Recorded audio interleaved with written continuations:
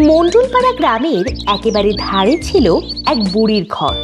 বুড়ির ঘরের পিছনে ছিল এক তেঁতুল গাছ। বুড়ির তেঁতুল গাছে অনেক তেঁতুল ধরেছিল, কিন্তু বুড়ি ছিল কিপটে।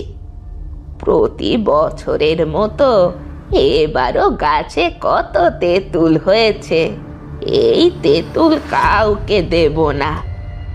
আহা, তেঁতুল দেখলেই পরানটা জুড়িয়ে যায়। আরে বুড়িমা, তোমার গাছে দেখছি আগের চেয়ে বেশি তেঁতুল হয়েছে। বেশি না ছাই, এবার যা তেঁতুল হয়েছে কি আর বলবো। এত কম তেঁতুল কোনোদিনও আমার গাছে হয়নি। তা আমাকে দুটো তেঁতুল দাও না বুড়িমা, কতদিন তেঁতুল মাখা খাই না। না না না, ও কথা মুখেও আনিস না। যা তেঁতুল হয়েছে এখান থেকে তোকে দিয়ে দিলে আমি কি খাবো? তোর মাথা। কিন্তু তুমি তো তেঁতুল খাও না বুড়িমা। চুপ কর, আমার তেঁতুল তোকে আমি দেব না, এটাই আমার শেষ কথা। বুড়ি ছিল অনেক কিপটে। তেঁতুল গাছে এত এত তেঁতুল থাকা সত্ত্বেও সে কাউকে একটা তেঁতুলও খেতে দিত না। নিজে তো কোনো তেঁতুল খেতও না, আবার কেউ চাইলে তাকেও দিত না। মা, ও মা, আমার জন্য তেঁতুল এনেছো? না রে মা, বুড়িটা যে কিপটে আগেই বলেছিলাম, শুধু শুধু গিয়ে অপমানিত হব। কিন্তু মা, আমার যে অনেক তেঁতুল খেতে মন চাইছে। দাঁড়া না, বাবা আসুক, তোর বাবাকে বাজার থেকে বুড়ির গাছের চেয়ে আরো মিষ্টি তেঁতুল এনে দিতে বলবো। টুম্পা অনেক দিন ধরেই বুড়ির গাছে তেঁতুল খাওয়ার জন্য তার মাকে বলে আসছিল, কিন্তু তার মা গিয়ে বুড়ির কাছে তেঁতুল চাইলে বুড়ি অপারগতা জানায়। জানিস জমিলা, আমার না অনেক তেঁতুল খেতে ইচ্ছে করছে, আর বুড়ির গাছেও অনেক তেঁতুল ধরেছে। তাতে কি, গাছে পাকা বেল দেখে কাকে কি লাভ? বুড়ি তো আমাদের আর খেতে দিবে না। বুড়ি যা কিপটে। তবে আমি চাইলে চুরি করতে পারি। কিন্তু কি করে চুরি করবি? তুই তো গাছে উঠতে পারিস না, আর আমিও তো উঠতে পারি না। আমার জানা মতে নিশান গাছে উঠতে পারে। কিরে, তোরা আমার নামে কি বলছিস? জমিলা আর টুম্পা নিশানকে বুড়ির ডালের তেঁতুলের কথা বলে। চল চল, আর দেরি করছিস কিসের জন্য? আহা, তেঁতুলের কথা বললেই জিভে জল চলে আসে।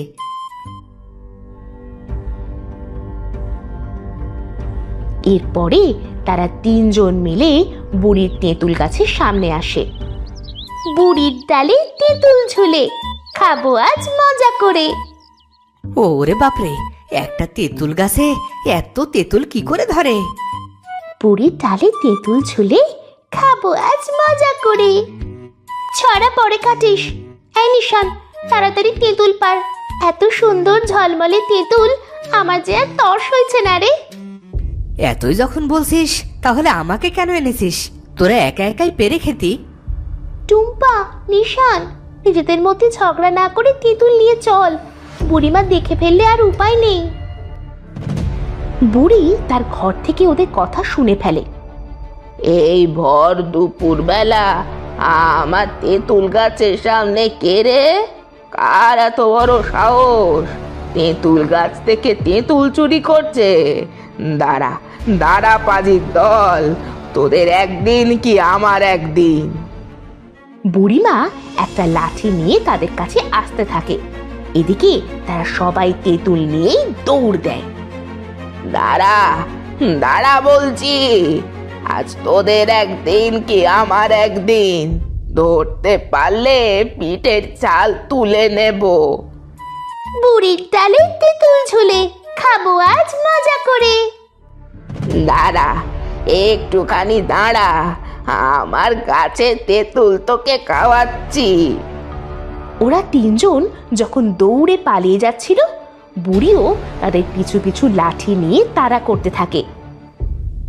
এদিকে বুড়ির ঘরের এক কোণা থেকে একটা চোর বলে, বুড়ির ডালে তেঁতুল ঝোলে, খাবো আমি আজ মজা করে। যাই, বুড়ি তো নেই, এই ফাঁকে তেঁতুলগুলো পেরে নিয়ে যাই, বুড়ির ডালে তেঁতুল ঝোলে খাবো আমি মজা করে। বুড়ি যখন ওদের তিনজনকে তাড়া করছিল, এই ফাঁকে বাড়ি খালি পেয়ে চোর বেটা বুড়ির গাছে তেঁতুল পাড়তে থাকে, তারপরে বস্তায় ভরে নিয়ে যেতে থাকে। বুড়ির ডালে তেঁতুল ঝোলে খাবো আমি মজা করে। ওদিকে বুড়ি ওদের ধরতে না পেরে হাঁপিয়ে ওঠে। পারলাম না তোদের ধরতে, তাতে কি হয়েছে? আর একদিন যদি দেখি আমার তেঁতুল গাছের তেঁতুল চুরি করছিস, তাহলে গ্রামের মণ্ডলের কাছে বিচার দিব, এই বলে দিলাম। এরপর বুড়িমা বাড়ি ফিরে যেতে থাকে। এদিকে ওরা তিনজন চুরি করা তেঁতুল গাছের নিচে বসে খেতে থাকে। আহ, কি মজা! বুড়ির গাছের তেঁতুল এত মজা হবে, আগে বলবি না? তাহলে তো আরো আগে শেষ করে দিতি। চল সবাই একসাথে বলি, বুড়ির ডালে তেঁতুল ঝোলে খাবো আজ মজা করে। পরের দিন চোর বেটা আবারও বুড়ির বাড়িতে এসে লুকিয়ে থাকে। আহ, কালকে তেঁতুল বেঁচে যা পেলাম না, এরকম আর কয়েকবার করতে পারলে আমাকে আর চুরি করতে হবে না। এদিকে টুম্পা আর নিশান আজও তেঁতুল চুরি করতে বুড়ির গাছের সামনে আসে। কিরে নিশান, জমিলা কোথায়? জমিলাকে দেখতে পাচ্ছি না। ও আমাদের জন্য অপেক্ষা করছে, ও আজ নাকি তেঁতুল ভর্তা বানিয়ে খাবে। তাহলে দেরি না করে তুই গাছে উঠে পড়, বুড়িমা আবার কখন চলে আসে কে জানে। এই যে আমি হতচ্ছাড়ার দল, আবারও তোরা আমার গাছে তেঁতুল চুরি করতে এসেছিস। দাঁড়া তোদের দেখাচ্ছি মজা। তাড়াতাড়ি পালা, বুড়ি মারছে, আজ ধরতে পারলে আর রক্ষে নেই, বুঝলি? বাঁচতে চাইলে তাড়াতাড়ি পালা। বুড়িমা তাদেরকে আবারও লাঠি নিয়ে তাড়া করে, আর ওরা দুজনও প্রাণপণে দৌড়ে পালাতে থাকে। কিন্তু একসময় টুম্পা পা পিছলে পড়ে যায়, আর বুড়িমা তাকে ধরে ফেলে। এবার কই যাবি হতচ্ছাড়া, বল? আমাকে ছেড়ে দাও বুড়িমা, আমাকে ছেড়ে দাও, আমি আর তোমার গাছের সামনেও আসবো না। টুম্পা মাথা নিচু কর। টুম্পা মাথা নিচু করে, আর ঈশান তখন একটা বড় ঢিল বুড়িমার দিকে ছুঁড়ে মারে। বুড়িমা ঢিল লাগাতে মাটিতে পড়ে যায়, তার হাত থেকে লাঠিটা ছিটকে পড়ে। ওরে বাবা রে, গেলুম রে গেলুম, কে কোথায় আছিস? আমাকে একটু বাঁচা, মাথাটা যে আমার গেল। আর তখনই বুড়িমা জ্ঞান হারিয়ে মাটিতে পড়ে থাকে। পরের দিন গ্রামের সবাই জানতে পারে বুড়িমা মারা গেছে। বুড়িমার মৃত্যুর খবর শুনে গ্রামের সবাই একটু স্বস্তির নিঃশ্বাস ফেলে। যাক বাবা, গ্রামের কিপটে বুড়িটা তাহলে শেষ পর্যন্ত মরেছে বলো। এরপরে কেটে যায় অনেক দিন, গ্রামের সবাই বুড়িমার কথা ভুলেই যায়। কিন্তু তখনই আবার নতুন করে বুড়িমার তেঁতুল গাছে তেঁতুল ধরে। এবার বুড়িমার তেঁতুল গাছে আগের থেকে কয়েক গুণ বেশি তেঁতুল ধরেছিল। এই তো বেরোচ্ছ না, ভরে গেছে তেঁতুল, খেয়ে আসি। না রে টুম্পা, এখন আর বুড়িমার তেঁতুল গাছে তেঁতুল খেতে ইচ্ছেই করে না। আহারে বেচারা বুড়িমা হঠাৎ করে কিভাবে যে মারা গেল কেউ বলতে পারে না। আরে দূর, চল না, শুনেছি এবারে তেঁতুল অনেক মিষ্টি হয়েছে। তাহলে চল, এতই করে যখন বলছিস, বুড়িমার তেঁতুলগুলো খুব মিষ্টি লাগে, যাই কয়েকটা খেয়ে আসি। এই বলে তারা দুজনে বুড়িমার তেঁতুল গাছের কাছে যায়। তারা গিয়ে দেখে বুড়িমার তেঁতুল গাছে এবার আগের চাইতে অনেক বেশি তেঁতুল হয়েছে।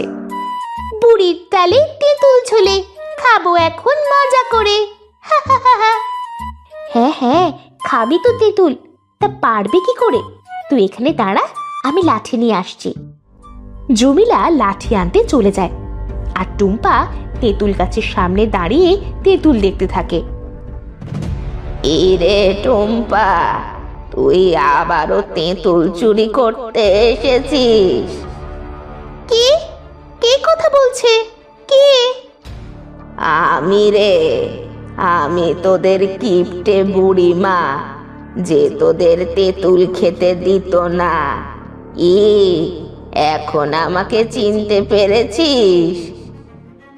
বুড়িমা, বুড়িমা আমাকে মাফ করে দাও। আমি আর কখনোই তোমার গাছের তেঁতুল চুরি করব না। আমি তোমাকে মারিনি।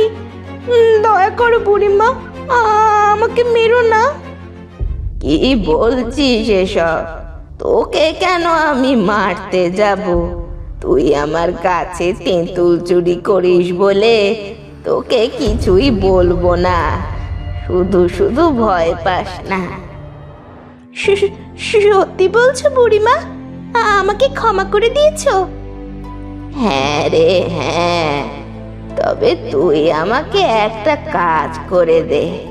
গ্রামের সামনে যে নতুন দোকানটা হয়েছে না, ওই দোকানের সামনে গিয়ে শুধু বলবি, বুড়ির কাছে হাজার তেঁতুল খাওয়ার মানুষ নাই। আহা, খাবার মানুষ নাই, তাই তো আমরা যখন তখন বুড়ির তেঁতুল খাই। ঠিক আছে বুড়ি, আর শোনো, ওই দিন যদি নিশান তোমায় ঢিল না মারতো, তাহলে আজ তুমি বেঁচে থাকতে। এর জন্য আমায় ক্ষমা করে দিও। কি রে টুম্পা, কার সাথে কথা বলছিস?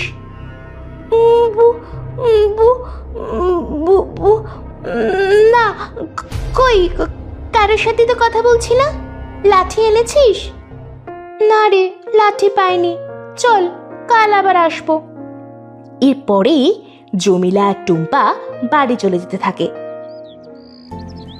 যাওয়ার পথে টুম্পা দেখতে পায় গ্রামের ধারে সেই নতুন দোকানটি। তুই দাঁড়া, আমি একটু দোকান থেকে আসছি। এই বলে টুম্পা দোকানের সামনে যায়। দোকানদারের সামনে গিয়ে টুম্পা ছড়া কাটতে থাকে। বুড়ির কাছে হাজার তেঁতুল খাওয়ার মানুষ নাই। আহা, খাওয়ার মানুষ নাই, তাই তো আমরা যখন তখন বুড়ির তেঁতুল খাই। আহা, বুড়ির তেঁতুল খাই।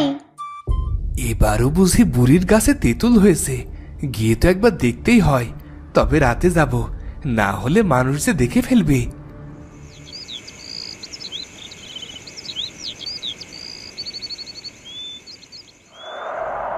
এরপরে রাতের বেলা দোকানদার বুড়ির তেঁতুল গাছের সামনে যায়। ওরে বাপরে, এবার দেখছি বুড়ির তেঁতুল গাছে অনেক তেঁতুল হয়েছে, সবগুলো পেরে বিক্রি করতে হবে যে। এমন সময় দোকানদারের সামনে তেঁতুল গাছ থেকে বুড়ি নেমে আসে। কি রে দোকানদার, আমাকে চিনতে পেরেছিস? কি বুড়িমা, তুমি কোথা থেকে আসলে? তুমি তো মরে গিয়েছিলে। হ্যাঁ রে হ্যাঁ, ওই দিন আমার মাথায় ঢিল লাগলে আমি বাড়ি ফিরে আসি, আর এসে দেখতে পাই তুই আমার কাছে তেঁতুল চুরি করছিস। আর তখনই তুই আমার মাথায় লাঠি দিয়ে আঘাত করলে আমি মারা যাই। কি হয়েছে তো? আমাকে ছেড়ে দাও বুড়িমা, আমার ভুল হয়ে গেছে। আমি আমি তোমার কাছে ক্ষমা চাচ্ছি। আমি আর কখনো কারো কোনো ক্ষতি করব না। দয়া করে বুড়িমা, দয়া করো। দয়া তো তোকে করবই। এ কথা শুনে দোকানদার দৌড়ে পালাতে চেষ্টা করে, কিন্তু বুড়িমা তাকে ধরে বেদম পেটায়। আর এর পরদিন গ্রামের সবাই জেনে যায় যে বুড়ি মরার পরেও তার তেঁতুল গাছ পাহারা দিচ্ছে। আর এরপর থেকে কেউ আর তেঁতুল গাছের নিচে যেত না। তো বন্ধুরা, ভিডিওটি কেমন লাগলো? যদি ভালো লাগে চ্যানেলটি সাবস্ক্রাইব করে বেল আইকনটি বাজিয়ে দিও। দেখা হচ্ছে পরের ভিডিওতে। ধন্যবাদ।